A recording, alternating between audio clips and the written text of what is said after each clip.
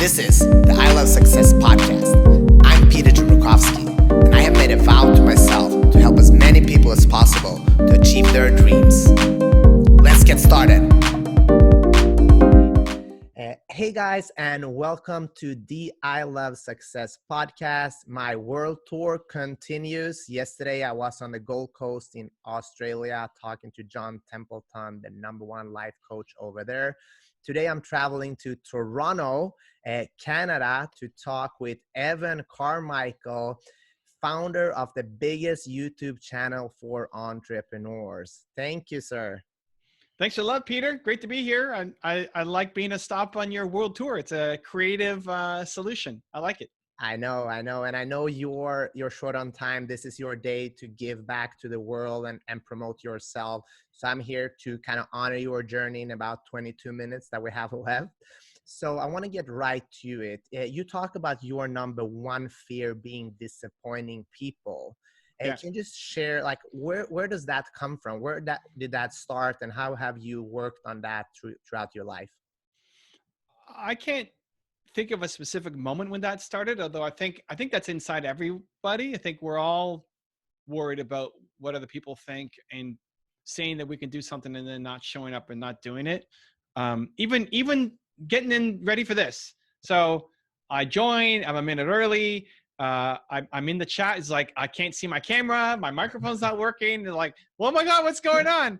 I've been doing Zooms all day. So it's like, Zoom is working. Why can't I get on?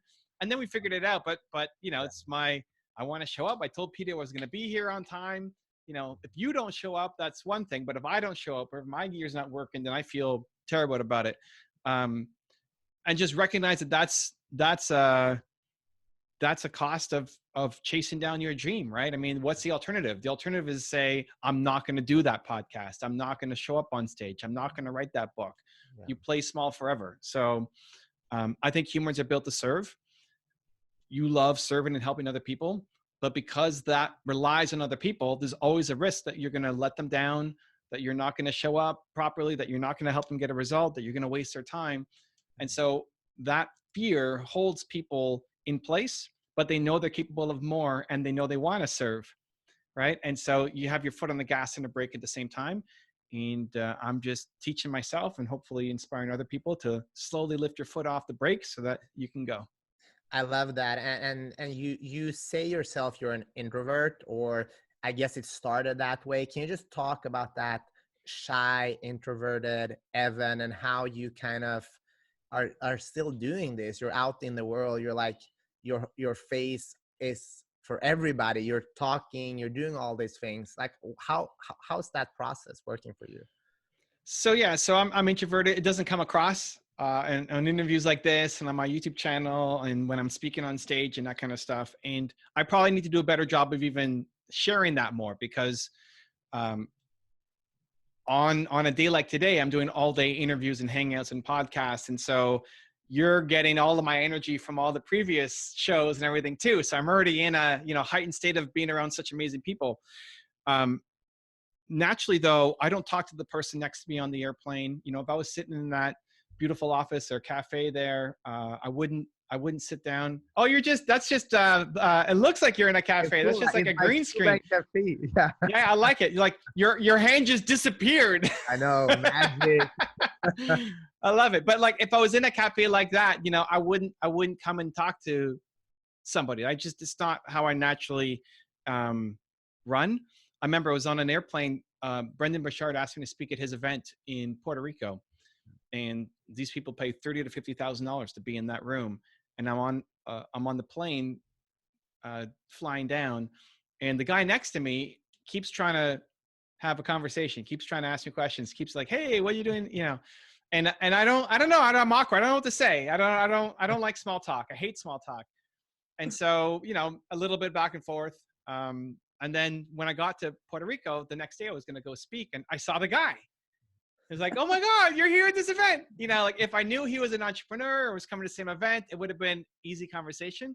Yeah. But in general, apart from a couple core things, if you want to talk about entrepreneurship, League of Legends, or salsa dancing, yeah, I'm happy to do it. Anything else, I'm probably not interested. And so I've had to train myself and force myself into those uncomfortable situations. And that's how you grow. That's how you learn. That's how you get better. That's how you want to have an impact. That's how you go off and have an impact.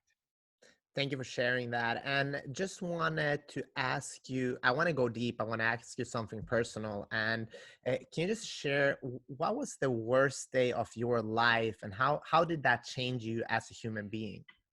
So when I quit on my business partner, I had a software company when I was 19, and we were struggling, and it wasn't working, and I'm making $300 a month, and I was too embarrassed to tell my friends that it wasn't working. And I remember one day I just quit. I just told my partner, I called him on the phone, and I said, I can't do that. I need to feel like I have worth as a human being, right? The topic of this show is success. I felt like nowhere close to success. I love success. I had zero success. I felt totally worthless, and I was putting in effort. I was putting in work. If I wasn't trying, that's one thing. Like if you're not really trying and you don't get a result, that's one thing. But if you're trying every day and grinding and pounding and just nothing works, I think there's only so much you can take. And so I told my partner that I quit. And what it forced me to do was think about how can I uh, not live with regret. So I woke up the next day and said, I don't want to live with regret. I don't want to realize that when I'm, 60 years old or 80 years old or 140 years old, looking back on my life, that I gave up too soon. And so that pushed me to keep going. But I realized I had to find a different way to stand. That what I was doing wasn't working. I had to find something else. And that's where the idea of modeling success came, where I realized I'm not the first guy to try to sell software before. I looked at how Bill Gates did it, applied his lessons to my business. We started to take off. And in my book, I talk about your who, your why, your how, and that you'll love helping people who currently are facing what you went through. And how you got out of the hole you were in is a recipe you can teach other people. So what have I done for the past 20 years is just teach other people how to model success, because I learned from Bill Gates and his company. His strategy saved me. So now I want to help other entrepreneurs not struggle as much by modeling success. So what do you want to say to people that are, they want to do something and they try their own thing first without modeling because they might have a mindset, I'm unique, I'm special, which we all are, right? But what do you want to can we just talk about modeling and why it really works? Well, it's basically saying I want to never have a teacher in my life. You want to try to figure everything out on your own. You can. It's just likely going to go really slow, and you're not going to achieve what you're capable of achieving, right? Like if you're reading somebody's book, or if you're listening to this podcast, you're learning from Peter, you're learning from his guests. If they say something, or Peter says something that sparks an idea, a thought, a light, that then allows you to shortcut maybe 5 years of learning on your own.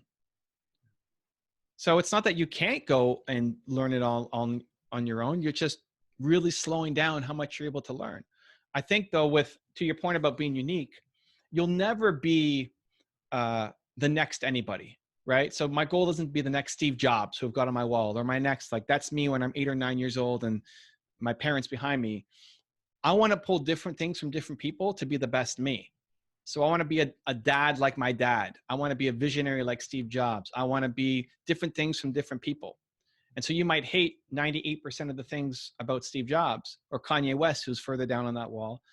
But if there's one thing that you can learn to make that a better you, I think it's worth it. So I think mentorship, I think modeling success, I think teachers in your life are incredibly important to help you go off and actually realize the potential that you're capable of achieving. Yeah. And you talk a lot about core values as well, and that your number one core value is belief. Why is it so important to have a core value, and how did you choose yours? So you find yours by looking at all of the things in your life that make you come alive. So look at your favorite teacher and why you like them. It wasn't because they taught you grade 10 math. It was because they made you a better person somehow. What did you love about how your parents raised you? What's your favorite music or your favorite artist, and why? Like there's a theme throughout all the things that you love the most in life. And that can be a compass, a guide for you going forward to build a better life. So mine is believe. if you had to pick one, Peter, what would you say your most important core value is? Love. Great. Already knowing that, you know that whenever you're not happy, is because there's not enough love in your life. And so that's great awareness. If you're ever feeling low, down, depressed, there's not enough love. It could be like an actual human, like a relationship love, but also love from the community, love from the work that you're doing. Like everybody listening to this, if you have listened to Peter's shows, have you showed him some love? You know that love is his most important core value. Like drop a comment. You know, give a review on iTunes, right? Just like show some love. It's going to be really important for Peter. When you bring on more people to your team, if you're going to hire a video editor or an audio editor or, you know, a researcher or an assistant, they better value love. I don't care if you can make the greatest video. If you're, not that anybody's anti-love, but if you're like fighting on that, it's just not going to be a good fit.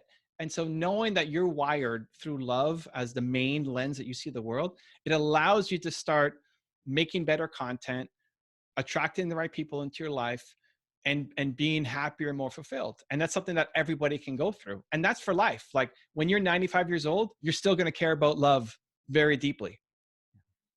And speaking about love, what I've noticed, this is episode 176, I think, today or something like that. So I've talked to a lot of successful people, and I've noticed that a lot of those people are doing all these crazy things like becoming a UFC champion or starting a big business, because at the end of the day, they want to be seen, they want to be loved. Through your research, do you agree with that? And what's your thought on that?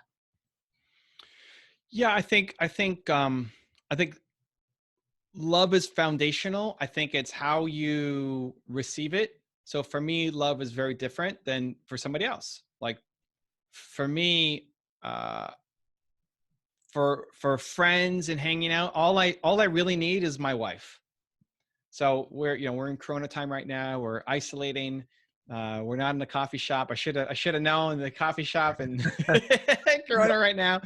I don't need to see my friends. Like this is easy for me. This is super easy for me. Being in my home. I'm introverted. Just get in front of the camera, make content. This is where I live. For other people, they're really struggling because how they get love is by being around other people and connecting and dancing and singing and making stuff together. So I think everybody needs love. It's just how do you feel it? How do you express it? What does that look like for you? And understanding that then allows you to build a happier life for yourself moving forward. Yeah, you got to find out what it means to you, and that's what I'm trying to do with success, redefining that concept. So what's your definition of success? How does that look like? So success for me is always going to be through the lens of your most important core value. Like for me, it's going to be helping people believe in themselves more. For you, it's going to be helping people love themselves more, love yourself and love other people more. If you woke up and had $100 million in your bank account, but felt like there was no love in your life, you wouldn't feel successful. And so when you figure out your most important core value, that also equals success for you. That also equals when people say, what would you tell your younger self? It's the same thing. Your younger self you would tell your younger self, love yourself more, love the people around you more. Right? Yeah. And what would you say? I mean, I was that guy, it's been moments in my life when I look myself in the mirror, days and days, and I didn't like what I saw at all. Mm-hmm. I was bullied, I was overweight, and had no confidence at all. So what would you tell me or someone listening right now that they don't believe in themselves anymore? What is the first step? The first step is to start to build some credibility with yourself. The first step isn't to set some giant goal, because you've set giant goals before and then you don't do them. And so you've taught yourself, when I set a goal for myself, I don't follow through. You've built that identity for yourself that you don't follow through. So you might get all inspired one day and set new goals for yourself. And then tomorrow you look at it, I'm not going to do that, because you've built this pattern of not doing things. And so what I would recommend is finding something, one thing that you can do that is difficult, scary, or hard. Those are magic words. When something is difficult, scary, or hard, that means go time. That means you go and do it. And learning to tie your self-worth to the effort of the willingness to try as opposed to did it work out? So for a lot of people, starting a podcast is super scary. I'm sure for you, when you started, I don't know how long you thought about doing a podcast before you actually launched it, and worried about who am I going to bring on and will anybody listen. You're worried about people listening. You're worried about people not listening. You're worried about what gear we're going to use and who's going to reach and am I good enough and what's in my back. All of the crazy things. Meanwhile, like nobody listens to the first episode of your podcast anyway, Yeah. right? And that's everybody. Like for me, my first YouTube video was 11 years ago. And in 1 year, I had 3 comments on it in a full year. And the first comment was my mom. The second comment was my older sister. And the third comment was some random dude on the internet. So in a year of my first video, I got only 1 kind of real comment from somebody who I didn't know. So you're supposed to suck at the beginning, but it doesn't mean that you suck as a human. It just means that you don't have the skill set yet or the momentum to be great at the thing. And so I think self-love, self-confidence comes from doing difficult things. You gain self-love by doing this podcast, by losing weight, by getting in shape, by reaching out to some of your mentors and heroes and trying to get them on the show. That's that difficult task. That's like my heart's beating. Oh my God, I don't know if I can do it. And then trying, right? That's the win. Oh my God, I just did that. And the things that you're doing, like if you look back to who you were 10 years ago, that guy who doesn't recognize 2020 Peter. It's like, who? I could be that? That's crazy, right? And it's because you did a sequence of difficult things that you were scared of, that you didn't think you were capable of. And whether they worked or not, you tried. And in that trying, you start building self-love, self-respect, self-credibility, and you slowly start shifting your identity to being someone like, holy cow, maybe I can accomplish something successful.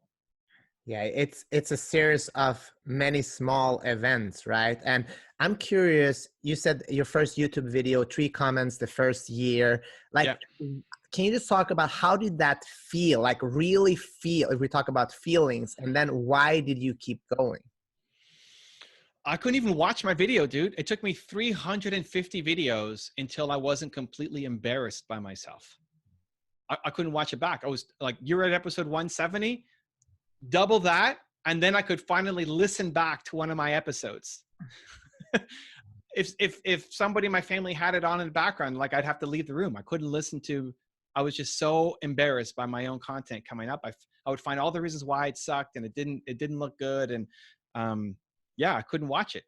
And then from 350, I started to, okay, this is okay, until 700. After 700, I remember there was one video that I did where I actually impressed myself to say, man, like I'm getting good.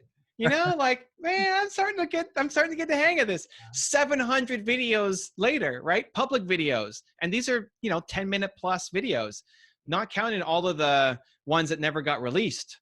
Why did you keep going though? Your mind. There must be something special in that mind of yours. Yeah. So why deal with it? Why deal with the stress? Why deal with the anxiety? Why face my fear of disappointing people every single day? Because my purpose demands it.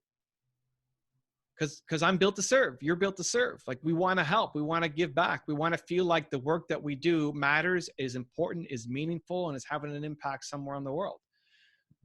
I was making my content for 19-year-old me who had no confidence, who was struggling in business. Like you're making your content for you from 10 years ago who felt like success was never possible. And so continue to tap in that this is why I'm doing it and this is needed. And every one comment, every one like that's a real human. 300 something million people have seen my videos on YouTube. That's like, what is that? That's almost the population of the United States. Like I don't know what that means, but having one person leave a comment to say this video really changed my life, or getting on one podcast or interview and knowing that, man, what I do is actually touching lives. That can be hard when I'm in my home. I'm just talking to the camera, you're in that fancy coffee shop talking to the camera. So reminding yourself of the purpose. And for me, I actually got started as a speaker before I did my YouTube channel. And what I would find was I would go to a speaking gig and be super pumped up and fired up and like, man, this is amazing. What I do is awesome. And then the next day I'd wake up and be like, oh man, what am I going to do today? Because there'd be weeks between speaking gigs. And so how do you keep the momentum going? What I did was I made a PowerPoint file where I put a song. It was Michael Bolton, Go the Distance.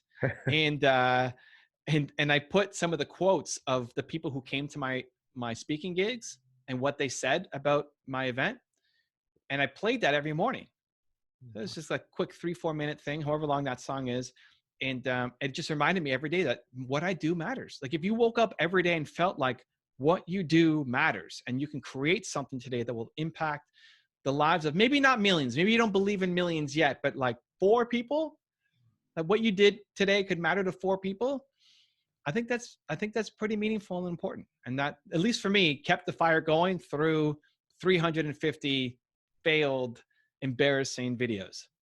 Wow. Let's talk about Built to Serve. I see that book in the background there. You just launched it. Can you just share a little bit why this project is so important to you? I think people, I think a lot of people are unhappy, man. I think a lot of people are unhappy. I think people know that they're capable of more and they don't know what to do. They're afraid of things not working. They don't want to live the lives that their parents lived, but they have anxiety and stress over not having a clear path. And I don't think finding your purpose and living it has to be something that you spend 10 years journaling on and meditating, going to a fancy retreat or hiring some super expensive coach to do. It's really not that hard. So I lay out the process, right? So step 1 is who. It's figuring out your most important core value. For you, it's love. For me, it's believe. Already knowing that is more self-awareness than most of the world has right now, and that serves you for life. Next is your why, which is your purpose comes from your pain. So whatever you struggled the most with in life and felt the most worthless as a human, understand there's lots of people who currently are who you used to be, and they need help. And you can give them that help. You represent hope because you made it out. Even though you're not done climbing, you made it out compared to where you used to be. There's lots of people who are there and feel like they can't get out. And you helping them is going to lift them up and lift you up to a whole new level. You could buy a cup of coffee for somebody at that fancy coffee shop, and that'll make you feel good, but not the same as if you have some guy who's overweight and being bullied and you come in and you help him see that he can be a success, and just seeing his eyes like light up to say, oh my God, this is possible for me. That's an addiction that you'll love. And you'll be, again, 140 years old in a senior citizen home and still love helping people feel like they can be a success. So, the who and the why, I think is a gift. Like if you figure that out, you're set for life. That will never get old for the rest of your life. Now you have you know how to live a purposeful life. The how is the last part, which that will change. So right now you're doing a podcast. In 10 years, this could be virtual reality. We're actually in that coffee shop together, by a hologram or, like that. The technology will change, but the who and the why stays constant forever. And I think it's a gift. And I think if people woke up and felt like what they did mattered today, we could live in a pretty amazing place. I love that. And thank you for sharing that. I know we're out of time. 2 quick questions that won't take more than 30 seconds. So what's the first thing people should do right after this podcast to get started on their journey? Go give Peter some love. He likes love. You've been listening to this man's made 170 episodes of this show for you. Podcast, Facebook, video. Spend 18 seconds to give a like or to give a comment or to DM him just to say, hey, Peter, I appreciate what you do. Thank you for all the love. That's the greatest first step to create momentum for your own life, because you're built to serve. Because in you helping Peter and making him feel good, you're making yourself feel good too, which gives you momentum to create the next step for your life. Thank you, brother. And that Doritos bag, have you ever opened those at all? Because I would open those every day. I know it's a mindset challenge you have. Can you just share that? Well, this is a giant. So this is it looks small here, but this is actually a giant bag of Doritos. And back to self-love, like when you're on a diet, people say avoid junk food.